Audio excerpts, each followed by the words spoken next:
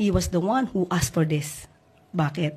Sinabi niya sa Quadcom hearing, handa siya harapin ang ICC.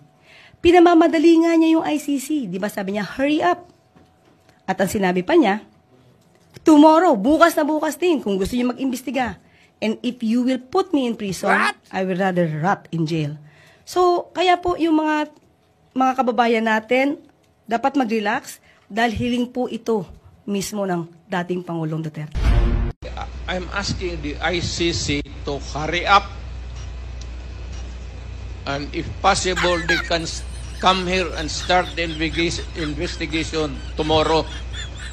This issue has been left hanging for so many years. Matagal, ma'am. Baka mamatay na ako, hindi na nila ako maimbestiga.